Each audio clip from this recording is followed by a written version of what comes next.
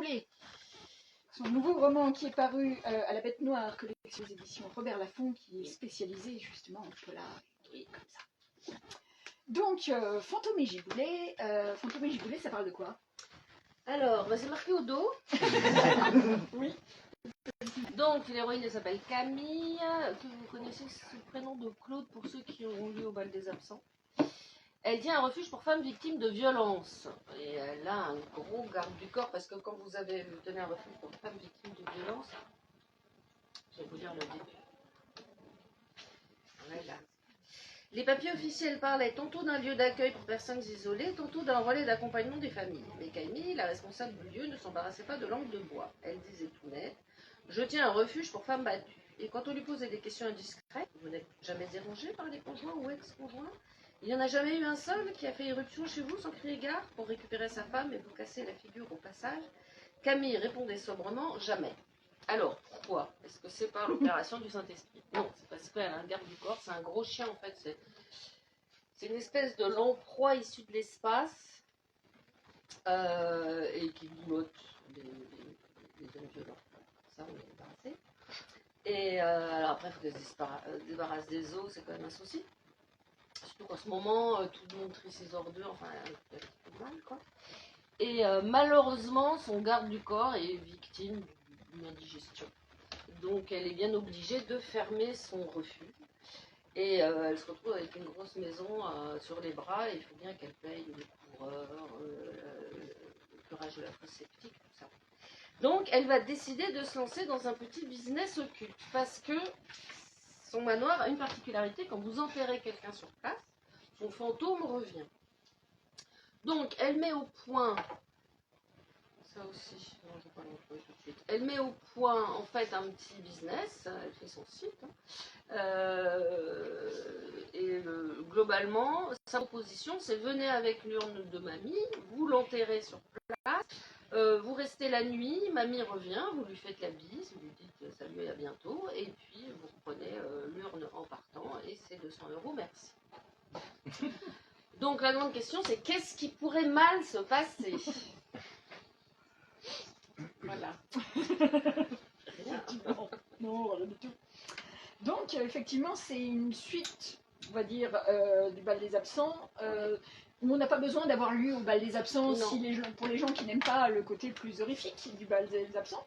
Parce que justement, l'ambiance est très très différente là. On est sur un cosy mystery. C'est un peu moins gore, ouais. Oui, oui, c'est quand même nettement moins gore. Ouais, il y a quand même 2-3 trucs au début. C'est quand même un refuge pour femmes battues. Tout début, oui. Qui sont parfois blanches et souvent pas. Et donc les histoires que peuvent raconter des femmes noires qui ont globalement traversé la Libye en sandales sont pas des histoires. Voilà, c'est pas pour jeunes. Voilà. Non, mais pour autant, il n'y a pas le côté. Il n'y a pas le côté ça. Oui, voilà, il n'y a pas le miroir du Thomas où je me suis pas remise. Ouais. Mais je parle à tout le monde du miroir du Thomas où je ne me suis pas remise. Mais même s'il est mentionné. C'est horrible, hein. Oui, voilà, c'est assez horrible. Donc, comment on écrit comme ça un roman où on prend le même lieu, le même personnage, mais des histoires complètement différentes? Je sais pas, moi. Prévu l'inspiration, mince, j'ai oublié de réfléchir. Non, j'avais envie surtout de mettre une bande de copines en scène, une bande de copines qui mangent. Donc, elles passent leur temps à manger. Et je me suis beaucoup renseignée surtout sur les recettes de scones, notamment à la cannelle, de rouler aussi à la cannelle. J'avais pris une recette TikTok de rouler à la cannelle. J'ai jamais rien mangé d'aussi mauvais, c'était immonde. C'était incroyable. J'aurais dû l'encadrer là. Vous prenez de la compote de pommes, vous mettez de la farine et vous en faites une pâte, vous mettez de la cannelle et du sucre, vous roulez, vous coupez, vous mettez ça au four. Essayez, c'est dégueulasse, c'est incroyable. C'est absolument incroyable. Donc en fait, elles passent leur temps à baffrer donc les chapitres. C'est comme ça, c'est scones à la cannelle, le thé, les madeleines, le carton à gâteau. Pudding à l'étouffée, quelquefois c'est un peu bizarre, il y a escarpin glacé, tartine de cyclamen, c'est pas pareil, ou l'andouillette dans sa ficelle, mais globalement chaque chapitre logiquement est gourmand, donc j'ai vu ça comme une espèce d'immense balade de gens qui s'empiffrent, tout en discutant avec des fantômes. Donc là, j'ai convoqué des fantômes. Là, logiquement, ça plaira plutôt aux femmes qu'aux hommes, puisque on croise... alors attendez, je suis en train de mélanger avec la suite, je suis en train d'écrire, donc je vais noter. On croise pas mal de... On croise les fantômes des trois sœurs Brontë. Hein. On croise le fantôme de Heathcliff, on croise le fantôme de Catherine Linton, et on croise... voilà, il y a aussi le fantôme d'Emma Bovary, qui est chiante. Voilà, parce qu'elle est déprimée. Donc, on la croise dans tous les couloirs en train de pleurer, et puis elle fait n'importe quoi. Et, voilà. Et donc, ça va être un vrai problème de lui remonter le moral. Donc, elles vont être obligées d'organiser un bal, comme à la Bouvier-Sard, pour lui remonter le moral. Et enfin, bref. Donc, il y a une vie, c'est plutôt une vie intense de copinerie entre des femmes très différentes et des fantômes très différents aussi, d'ailleurs. Et là-dessus, il y a un inspecteur de police qui arrive, qui représente en fait la loi, la morale et la normalité. Et qui, au milieu de toute cette scène ambiance de femmes qui se tapent dans le dos entre elles, parce qu'elles ont quand même assassiné des hommes, va représenter un certain rappel au fait que non, ça ne se fait pas du tout de faire griller des hommes dans une cuisinière à charbon. Et voilà, qui va poser des problèmes. Et lui, très clairement, tout ce qu'il dit, c'est tiré de Philippe Marlowe. Donc vous voyez, Philippe Marlowe, The Big Sleep, c'est lui, c'est le même physique. Et donc, il ne rêve que d'une chose, c'est de boire du scotch. Mais il boit plutôt du café. Voilà. Il boit surtout beaucoup du café. Et donc le but, c'était, donc, dès le début, c'était de repartir dans ce monde-là. Oui, c'est de rester dans cet endroit qui est quand même un endroit qui est à la limite entre le réel et le fantastique. Et donc c'est ce que j'aime bien, ce que j'avais déjà fait dans le bal des absents, qui opposait les angoisses du chômage aux angoisses de la hantise, lesquelles gagnent. C'est les angoisses du chômage qui gagnent. C'est beaucoup plus flippant d'être au chômage que de vivre dans une maison hantée. Là, c'est le but, c'est un peu de prouver que l'héroïne est quand même quelqu'un d'extrêmement misanthrope. Oui. Et à la fin, elle s'autorise quelques petites bouffées d'affection. Mais elle arrête quand elle veut. Donc elle va petit à petit comprendre l'importance des relations humaines et que, mine de rien, on a quand même besoin d'avoir des amis dans la vie. Y compris des animaux, même un chat fantôme, c'est important. Parce qu'il y a un chat fantôme. On retrouve un chat, on avait déjà un chat dans le roman précédent, pas dans le roman précédent là, mais celui sur la Lune. Les chats vont contrôler le monde, ou ils le contrôlent déjà. Voilà. Oui. Là, c'est un chat fantôme, donc c'est très commode un chat fantôme, déjà que c'est très hygiénique. Il n'y a pas de caisse à changer. Par contre, alors les fantômes sont un petit peu particuliers, c'est qu'ils ont une appréhension variable sur le monde. Donc, il y a des fantômes qui sont que des espèces de disques rayés, qui répètent toujours la même scène au même moment, même pas. Et il y a d'autres fantômes, on ne sait pas pourquoi, souvent c'est le lien avec les personnes encore vivantes qui importe. Ces fantômes-là, eux, vont avoir une appréhension sur le monde. Ils vont pouvoir faire frémir les fleurs d'un bouquet, mais ils ne peuvent pas vraiment vous envoyer des couverts à la figure. Par contre, ils boivent. Le chat boit beaucoup de lait. Et Emma Bovary est totalement alcoolique. Donc ils ont la possibilité effectivement d'avoir des relations sensorielles avec le monde, mais assez légères. Puis il y a beaucoup de règles aussi avec les fantômes. Ouais, oui, alors ça c'est des règles que vous trouvez quand vous lisez des contes et légendes bretons. Donc quand vous lisez des contes et légendes bretons, vous apprenez des tas de choses sur les intersignes, c'est-à-dire les signes avant-coureurs de la mort, et vous apprenez aussi comment vous en sortir face à des fantômes. Alors la première chose face à un fantôme, c'est que ne jamais répondre quand il vous appelle, parce qu'il va vous appeler une fois, vous lui répondez, il va vous appeler, là, c'est vous êtes là. La deuxième fois, il va vous approcher, la troisième fois, il va vous sauter dessus et vous emmener dans le pire des mondes. Donc on ne répond jamais. Et quand on veut s'en débarrasser, il faut faire 3 fois le signe de croix avec son instrument de travail. Ce qui pose un problème aux informaticiens parce que ce signe avec un clavier, c'est pas facile. Et après, ce que vous pouvez faire s'il part pas, c'est commencer à lui réciter un exorcisme. Il faut apprendre le grand exorcisme de Léon XIII en latin, c'est extrêmement difficile. Mais mon héroïne connaît tous les exorcismes par cœur et même à l'envers. Voilà. Alors après, il y a des exorcismes juifs, hein, si vous êtes plutôt juif, et puis il y en a des. Moi, j'en ai trouvé dans absolument toutes les langues. Et alors là, le signe de croix, quand vous êtes juif ou musulman, je ne sais pas pourquoi vous le remplacez.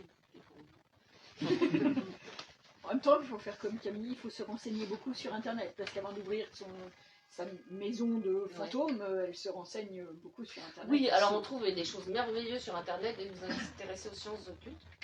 Alors il y en a un, mais ça c'est un copain qui m'avait fait remarquer, parce qu'elle va regarder un petit peu du côté de pas mal de choses, on va dire, extrasensorielles. Hein. Et notamment, est-ce que vous avez entendu parler de la biodynamie? Ah, c'est fabuleux la biodynamie. Il faudrait que je le retrouve, le passage avec le béton biodynamique. Alors, le béton biodynamique, pour que votre béton ait une aura éthérique de vieille maison confortable, il faut lui ajouter... Où est-ce que je vais trouver la biodynamie? Alors, il faut prendre de la poudre d'ailes de papillon. Et après, il faut prendre un jet des bois. Et alors, vous chopez votre jet des bois, sans vous faire attraper par la SPA, parce que c'est une espèce protégée. Vous lui pétez un genou et vous jetez dans votre composition le fémur droit ou gauche, je ne sais plus, du jet bois. Et vous ajoutez plein de trucs comme ça bizarres. Et vous obtenez un jus que vous versez dans votre béton. Et votre béton va dégager une aura éthérique formidable. Et ça se vend. Alors ça se vend, mais c'est 15 000 € le litre, parce qu'on vous vend un tout petit truc comme ça, et ils ont remporté des marchés publics. Le béton biodynamisé. Enfin voilà, j'ai découvert des trucs absolument pas baveux. Et sur Etsy, vous trouvez donc des sorts occultes. Alors, les sorts occultes, ça aussi. Donc il y a des trucs très bien. Alors bon, bien sûr, l'amour, le bonheur, la chance, une largeur péniche, tout ça. Mais vous avez aussi un sort pour convoquer de téléportation en cas de panne de métro. Vous avez des sorts d'aide passage, des dragons. Il y a les sirènes pour la lessive. Qu'est-ce qu'il y a d'autre aussi? Ah oui, puis il y a aussi convoqué un maître du 13e plan, mais celui-là est beaucoup plus cher. Donc moi je me suis régalée dans ces recherches, effectivement, sur le culte, où on trouve de tout. J'ai consulté beaucoup les pages Wicca, hyper compliquées la Wicca. Il y a énormément, mais c'est super intéressant. Alors ce qui est bizarre, c'est qu'ils ont tous comme but dans la vie d'être vécus en ce qu'on appelle le skyclad, c'est-à-dire qu'en gros ils veulent aller danser au fond des bois à poil. Au fond des bois en général, enfin oui, sauf en cas de canicule, déjà par terre ça pique et puis il fait froid. Et il y en a beaucoup quand même qui veulent atteindre le plan éthérique supérieur par bondage et flagellation. Ça, il y a quand même toute une partie de la Wicca qui est un peu marrante. Hein. Mais, enfin bon, je me suis régalée en circulant dans les pages Wikipédia, effectivement, et j'ai lu un certain nombre de livres de la bibliothèque de la parfaite sorcière Wicca. Et alors il y en a qui sont complètement incompréhensibles, hermétiques. Hein, les écrits de John Dee, qui est mort au moins en 1642. C'est quand même pas aisé à comprendre, mais il y a tout un univers que j'ai découvert. Alors j'en ai pas mis beaucoup parce que voilà, sinon ça va être une grosse tartine. Mais effectivement, elle se renseigne. Alors elle essaye aussi de comprendre le quantique parce qu'il y a beaucoup d'occultes quantiques, puisque à partir du moment où le spin d'une particule change instantanément en même temps que le spin de sa particule lui-même, comme on n'arrive pas à savoir pourquoi, c'est ce qu'on peut appeler une communication extrasensorielle. Tirée par les cheveux. Et ça, elle va vite laisser tomber parce qu'elle ne sait même pas comment on prononce quantique. Donc, Puis ça va pas être le style de sa clientèle, non, je pense, de toute façon.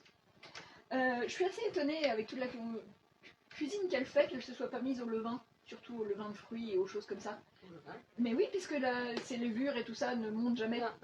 Pourquoi elle n'a pas fait le levain? Mais parce que non, il y a des gens comme ça. Il y a des gens qui n'arrivent jamais à faire une mayonnaise et faire il y en a d'autres, et voilà. Non, mais moi, les mayonnaises, j'y arrive très bien, mais je n'ai jamais réussi à faire lever une pâte. Ah non, d'accord. Non, je peux essayer, mais elle ne veut pas. La mayo, parfait. Mais pas le faire. Donc, on parlait un peu de Camille qui n'aime pas spécialement les gens, mais c'est dès le début qu'elle s'entoure de plein de gens pour quelqu'un qui n'aime pas les gens, ou en tout cas qu'elle accueille des gens. Ben, en fait, il faut qu'elle gagne sa vie. Donc, elle a sa grande maison à entretenir. Et elle a une copine, une ancienne collègue, qui est venue et qui, elle, n'est pas misanthrope. Donc, il lui a dit on va faire une maison d'accueil pour femmes battues. Et effectivement, elle accueille beaucoup de gens, mais elle les fuit à vue. En fait, elle les met dans les pattes de la copine. Et elle se fiche le camp dans les serres pour repiquer des salades. Et, voilà. Et récolter le serpolet. Donc, autant que possible, au début, elle fuit à vue les gens qui l'entourent. Et petit à petit, elle va être bien obligée d'interagir. Et à la fin, elle s'attache. Elle semble bête.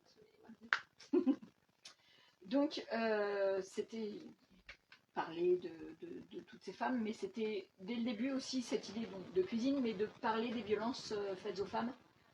Ou c'est venu dès le début de cette idée d'avoir que ce soit un endroit d'accueil et qu'on parle de ça, ou c'est venu après au niveau de l'écrit?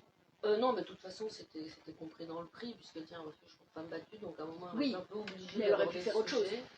Et puis après, bon, finalement, ce à quoi je vais arriver, c'est aussi aux violences faites par les femmes. Je ne vais pas tout spoiler.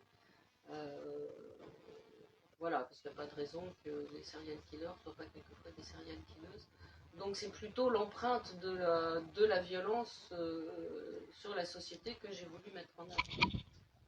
Il y a aussi la dimension du deuil, parce que tous ces fantômes, il y a aussi toutes ces personnes qui viennent voir...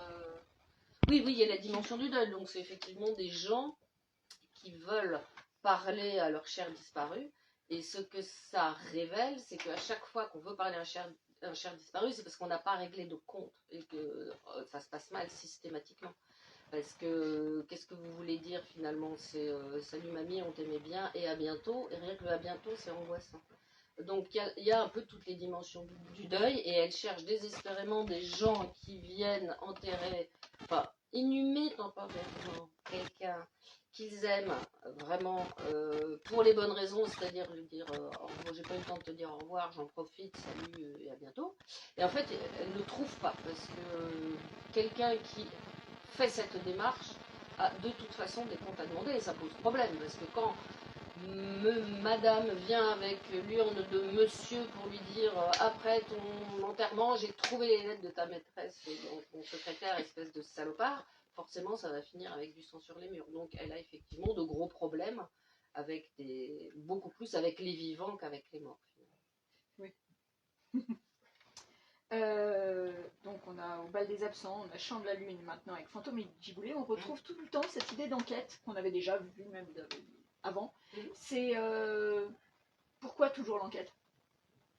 Il faut quand même donner un petit peu que le ressort narratif n'ait pas trop de mou dans le genou. Et puis c'est rigolo de planter systématiquement des tout petits indices, et au bout d'un moment, voilà, à la fin du livre, on se dit, eh là, il faut que je relise tout pour voir où étaient les indices. Moi, c'est ce que j'aimais bien quand j'ai un polar, j'aime bien. Enfin, ça m'agace quand on comprend rien pendant tout le livre, et alors tout d'un coup, tout s'éclaire dans les 3 dernières pages, ça m'énerve. J'aime bien quand il y a effectivement tout un faisceau de petits indices au fur et à mesure, on se dit, oh, ça, c'est un détail qui n'est pas donné... par inadvertance. Ce qui m'énerve le plus, quoi que ce soit de mon bouquin, c'est par exemple des livres comme de Chandler. À la fin, vous avez toujours rien compris, quoi. Ça ne résout rien. Et finalement, c'est Voyage qui était bien, mais donc moi j'aime bien.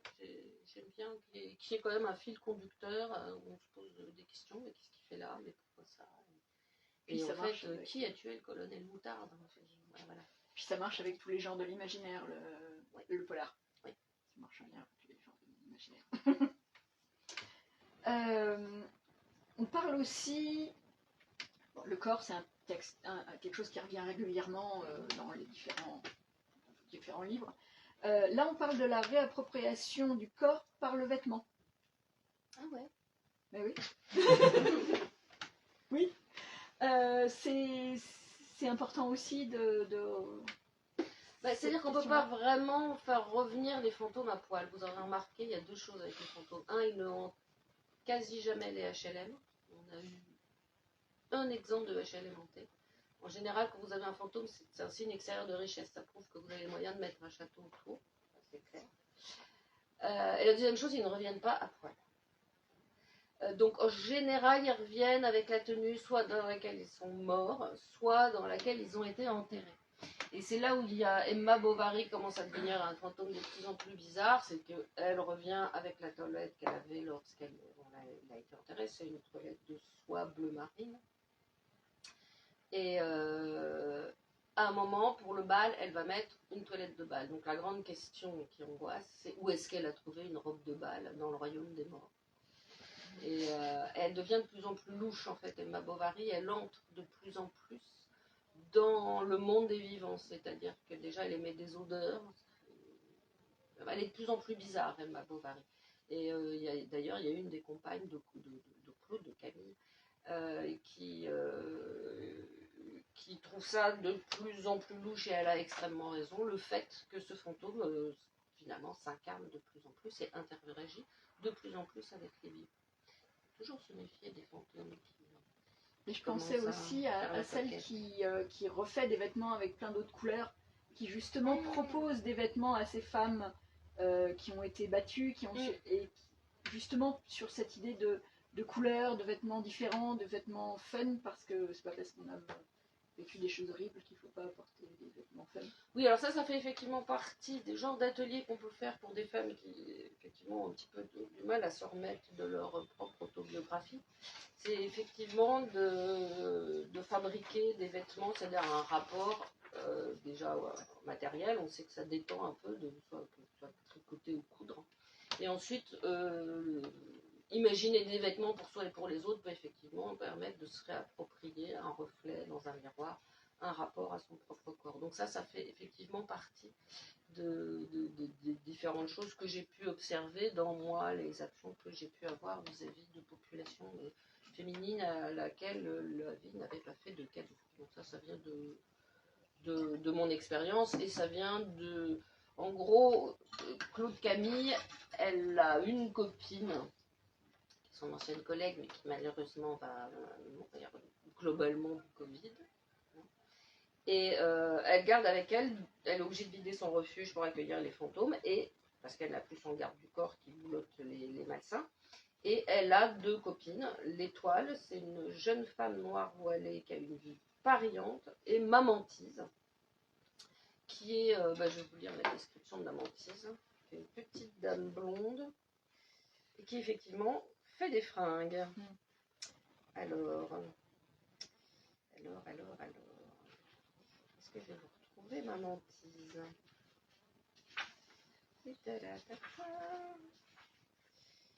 Où elle explique comment elle s'est mamantisée.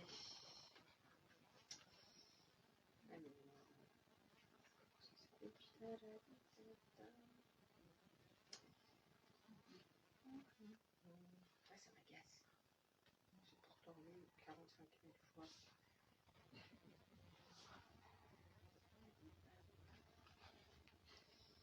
Donc c'est brave Mamantise. Voilà. Voilà, les femmes sont pleines d'atavisme, concluait Mamantise en tapotant la roue de cheveux sauvagement décolorés qui encadrait son visage peint. Tenez-moi, par exemple, jamais mon cochon de Gaston ne m'a demandé de passer mes matinées le balai à la main, ni mes après-midi au fourneau, ni mes soirées devant les devoirs des gosses, mais je l'ai fait. J'ai lutté contre eux pour moi-même, j'ai essayé de vivre dans la crasse, de manger froid et de féliciter les mauvaises notes. Pas moyen.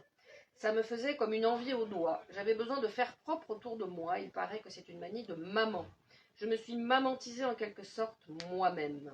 J'étais même devenue mietteuse. Je traquais les miettes sur la table, par terre, sur les étagères, partout. Et vous pensez bien que mon cochon de Gaston s'amusait à beurrer ses biscottes au-dessus de la moquette pour me rendre coucou. Donc Mamantise, c'est vraiment l'archétype de la mère de famille, qui est parfaitement chiante, mais qui est très bonne effectivement en coutume. Voilà. Il y a 3 personnages. En fait, c'est un trio de sorcières. Hein. C'est la vieille bique, la mère de famille et la jeune femme. Un classique. Oui. J'ai retrouvé le passage sur la géobiologie et les... voilà. Voilà. Elle marcha sans faire exprès dans la géobiologie et s'attarda longuement sur des liquides vendus très cher en toutes petites bouteilles. Les uns promettaient de protéger la maison des ondes électromagnétiques en neutralisant les perturbations nocives, tandis que les autres, davantage biodynamiques, étaient censés donner au béton une aura éthérique rassurante comparable à celle des vieilles pierres. Le béton biodynamisé est un béton culturel, et ceci grâce à une teneur précise en poudre d'ailes de papillon et en fémur de jet. De jet, s'exclama Camille. Pourquoi de jet et pourquoi un fémur? Ils ont essayé avec un cubitus d'hirondelle et le plafond leur est tombé sur la tête. Camille approcha son nez de l'écran, fit défiler les onglets. Ils sont tous du même bleu, ces liquides. N'empêche, quand je vois le prix de la bouteille et les commandes de marché public que ces lascars ont remporté, je sens que j'ai trouvé un bon filon. Il y avait un autre passage que je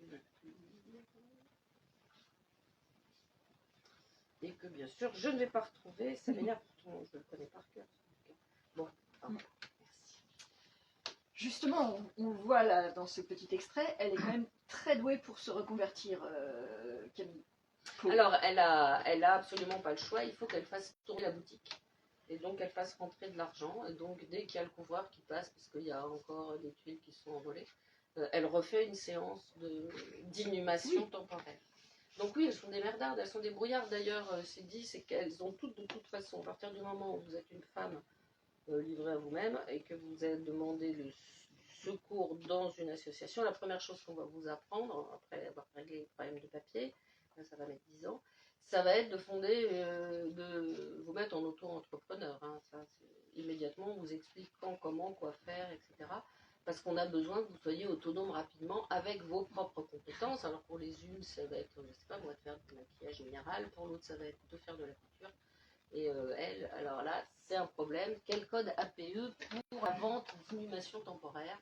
C'est un vrai souci. Mais puis après, voilà, après, il y a l'URSSAF. Enfin, voilà. Tout le monde a remarqué qu'il y a 2 S, un SS.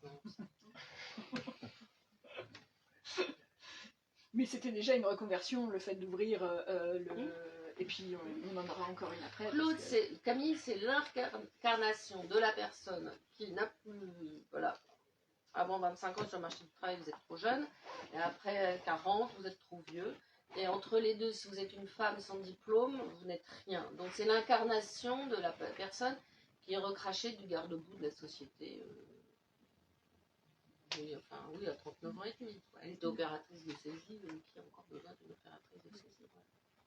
Donc oui, c'est l'incarnation de la victime sociale. Voilà, et elle se dépatouille avec, dans un beau manoir hein, qu'elle a volé honteusement. Et puis là, voilà, elle assassine des gens pour gagner sa vie. On fait ce qu'on peut. Oui, effectivement. Elle est débrouillarde. Voilà. Est-ce qu'il y a des questions dans le public? Ça reste un serial killer, hein. Oui. Quelqu'un de très sympathique. Oui, mais en même temps, personne ne les pleure trop. Non, bah non, le crime appelle le crime. Enfin non, mais il y a une morale, quoi. Oui, oui, il y a une morale, effectivement. On les pleure pas trop, ceux-là. Non, mais c'est vrai que c'est très cathartique de faire en ligne. cramer. Ah, il y a des questions en ligne. Alors, bonjour. J'ai l'impression, sans avoir lu tous vos ouvrages, qu'il y a une sorte de cynisme latent. À peine. Tyroli dans chacune de vos œuvres, là aussi. Ah oui, oui, oui, complètement. Oui. Logiquement, c'est un livre qui est fait plutôt pour détendre et pour faire rire que pour plonger dans des abîmes de stupéfaction, de dépression. C'est pas spécialement feel good. Et puis je mettrais pas ça dans les mains de quelqu'un de moins de 12 ans parce que c'est des passages un peu bref. Mais oui, c'est pas du tout une méditation sur la vie, l'univers et le reste. Il est plus feel good que le précédent, de l'histoire, je veux dire. Oui. Que au bal des absents. Oui. Reste un Oui, cosy, au bal des absents, elle rampe un peu dans la gadoue. C'est ça, là ça reste un cosy où on mange des gâteaux et on boit le thé. Quoi. Ouais. Et même à un moment, donc, elle est hantée par Ground Zero. Oui. Au lieu d'être hantée par une personne, elle est hantée par un décor. Et qui est Ground Zero, c'est-à-dire l'endroit ce qui restait des tours jumelles, juste après que les 2 tours se soient écroulées. Et qu'à l'époque, ils appelaient The Pile, la pile. Et donc c'est un endroit qui est effectivement archi hanté, et tellement hanté qu'elle est hantée par un lieu. Et d'ailleurs, le lieu était lui-même hanté. Sur le moment, il y a beaucoup de gens, les bucket staff là, qui évacuaient les débris. Il y avait une infirmière noire, fantôme, qui proposait des sandwichs. Et il y a plusieurs personnes qui ont vu cette femme, qui est une infirmière avec des fringues d'infirmière des années 40, noire, et avec un plateau de sandwich. C'est assez particulier. Et donc ils ont pris tous les débris et les ont envoyés de l'autre côté, par bateau, dans une décharge qui s'appelle Fresh Kills. donc meurtre frais, ça ne s'invente pas. Et cette décharge de Freshkills, elle avait cette particularité qu'elle datait des années 30. Donc il y en avait haut comme la statue de la liberté d'ordures, des années 30, 20, 30, elle avait, oui c'est ou 40. Donc des années et des années d'ordures qui ont été, voilà, vous les étalez, vous passez un coup de vroom vroom et vous réétalez et vous repassez un coup de bulldozer pour casser tout ça. Ça a monté, et en 2001, janvier 2001, ils ont décidé de fermer Freshkills parce que vraiment, bon, il y avait trop d'ordures. Et ils l'ont rouvert pour l'occasion. Et en fait, Freshkills, à partir du moment où elle a été fermée, parce que un monceau de débris comme ça, de toute façon, il y a des rats et des mouettes, et des rats et des mouettes, et des rats et des mouettes qui font le nettoyage. Donc, elle était fermée depuis 6 mois, il n'y avait plus de mouettes, plus un rat, ça bon. Et quand ils ont commencé à évacuer tous les débris de Ground Zero à Freshkills, tout d'un coup, ils ont vu revenir. Et là, ils ont dit, oh mon Dieu! Et c'est là qu'ils ont fait venir des médecins légistes pour sifting, pour tamiser tous les débris et récupérer les petits fragments d'os. Le problème, c'est que ça leur a pris 15 jours à mettre en place. Ce qui fait que sur les 3000 personnes, on n'a identifié que 1500 parce que le reste est dans une mouette. En fait. Et donc voilà, il y a tout un tas de détails délicieux comme ça. C'est pour ça que je dis que c'est un cosy, mais bon. Oui, mais c'est un cosy pour les grands. Voilà, c'est voilà. Quand même des histoires de hantis. Oui. Et de femmes battues et de choses comme ça. Donc, voilà. Il y a d'autres questions? Oui. Ah, il y a une question de moi. À moi, j'en ai une dans la... Oui. Mais j'ai une question sur le. Parce que vous parliez de fiches Wikipédia, etc. Qu'est-ce qui nourrit la bête? Est-ce que vous cherchez d'abord parce que vous voulez écrire, ou est-ce que vous cherchez et vous dites, ah, ça serait marrant d'écrire? Bon, ça se nourrit. Hein. C'est là qui. Ok. Alors, maintenant, je fais vraiment un plan pour mes livres, hein, avec des chapitres, et dans ce chapitre, il doit se passer ça. Voilà. Pour limiter les recherches et pour pas tomber dans le deep dive. Voilà, parce que de toute façon, il y a un vrai problème avec la documentation, surtout des trucs rigolos comme la Wicca, etc. C'est qu'effectivement, on peut y passer des semaines et devenir. Voilà. Il faut essayer d'éviter de se noyer dans la documentation, qui est quand même une bonne façon de ne pas écrire. Donc, voilà, maintenant, j'arrive pas de dire, voilà, c'est insupportable. Donc j'essaye de faire une balance entre écrire, me documenter. Donc de toute façon, j'écris tous les jours, donc ça limite la documentation. Et de temps en temps, il y a des éléments qui s'introduisent qui étaient pas prévus. Bien sûr, tout d'un coup. Oui. Ça sent le détail qui arrive dans un lien de dernière minute. Oui, moi je me suis beaucoup intéressée effectivement à ce drame du côté du drame humain. Et il y a des parents qui ont fait un procès pour qu'on refasse le tamisage sur ce qui avait été déposé dans les 15 jours. Et ils ne sont pas revenus dessus finalement parce que en fait, ça a été mangé. Ils savent très bien et ils ne vont pas le dire, mais voilà, ça a été mangé. Voilà. Et de toute façon, enfin, tout ceci est extrêmement triste, c'est-à-dire qu'on a rendu des corps aux familles, mais le plus souvent, c'est quelques grammes de vertèbres. Et quand ils reçoivent la lettre, il y a marqué, alors vous allez ouvrir cette lettre, mais d'abord vous vous asseyez et ensuite vous appelez quelqu'un d'autre famille pour ne pas rester seul. Et les gens reçoivent quelquefois, le premier mois, ils reçoivent quelques grammes de vertèbres, 5 ans plus tard, ils reçoivent... Et 10 ans plus tard, donc à chaque fois, ils rouvrent la tombe dans laquelle il n'y a quasi rien. Et ce qui m'avait beaucoup inspiré, c'est qu'il n'y a pas très longtemps, quand je commençais à écrire, on avait parlé d'arrêter de célébrer le 11 septembre parce que ça faisait plus de 20 ans, et puis ça suffit. Et là, il y a eu une levée de bouclier de gens qui disaient, tant que mon fils continuera à être mort, il faut qu'on continue à célébrer ce moment. Et, mais oui, je trouve que ça a été un moment effectivement de toute façon politiquement très important, mais du coup, à force de parler beaucoup de cet aspect politique, ça entraînait tout un tas de catastrophes mondiales, on ne s'attarde pas forcément beaucoup sur le sort de la femme de ménage qui est morte, Et puis voilà, son mari et ses enfants, ils ont fallu qu'ils se débrouillent sans elle. Parce que quand on regarde la tête des victimes, il y avait vraiment de toutes les classes sociales, il y avait un nombre important de traders, mais il y a énormément de gens qui étaient plutôt du prolétariat qui sont passés, qui sont restés. Et c'est, je pense, cette question sur la nécessité de la célébration qui m'a inspirée. Et je pense qu'il y a vraiment des lieux qui ont vécu des choses tellement lourdes que eux-mêmes sont montés.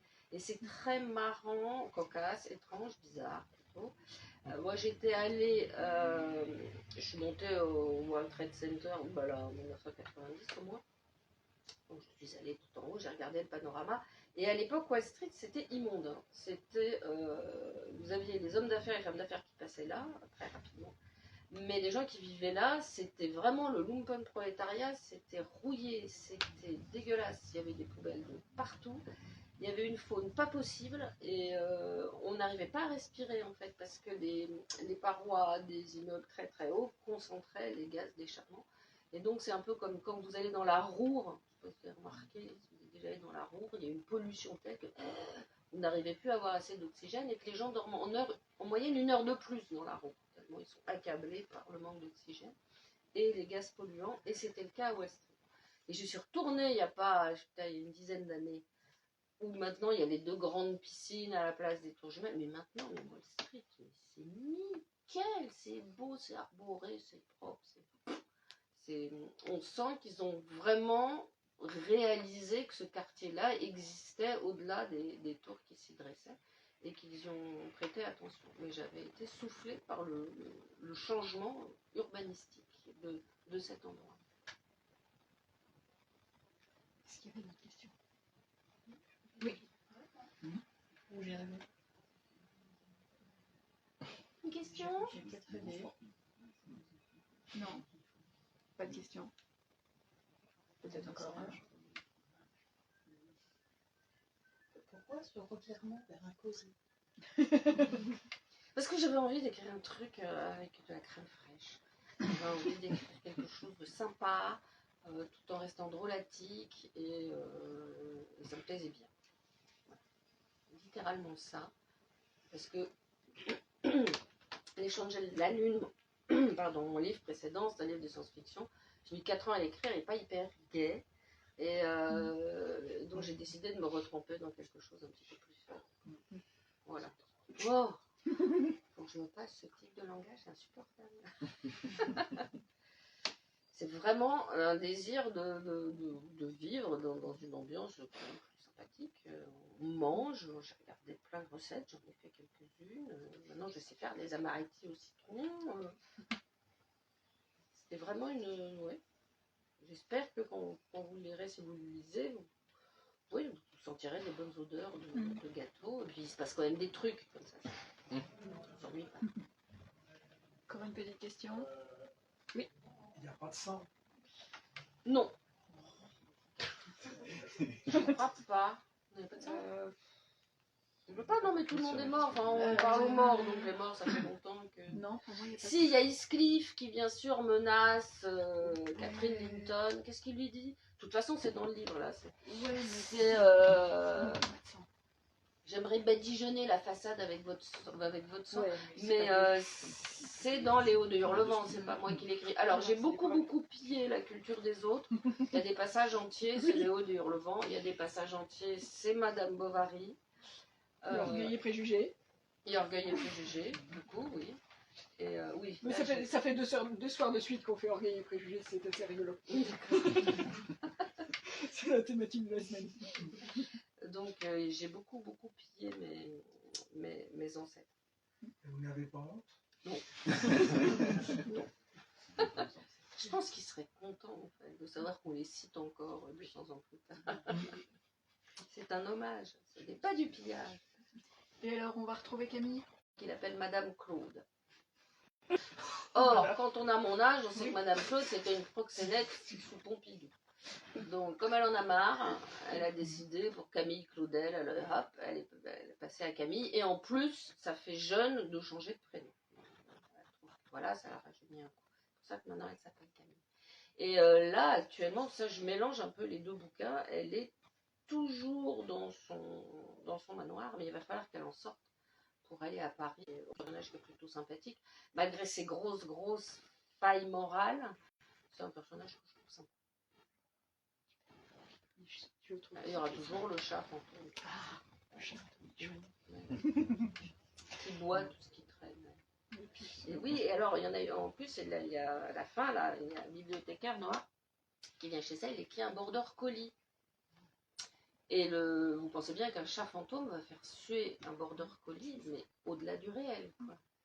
Donc quand le border collie commence à faire la sieste, le chat fantôme fait éruption au milieu du border collie, qui évidemment continue à fond. Donc là, on a une lutte entre un chat et un chien, avec le chat qui essaye de rendre le chien fou. Et je m'amuse beaucoup avec les animaux. Oui, très très chouette ce chat. Il est mignon. Eh bien, si vous avez des questions, vous pourrez les poser pendant la dédicace. Merci Catherine. Merci. Merci beaucoup.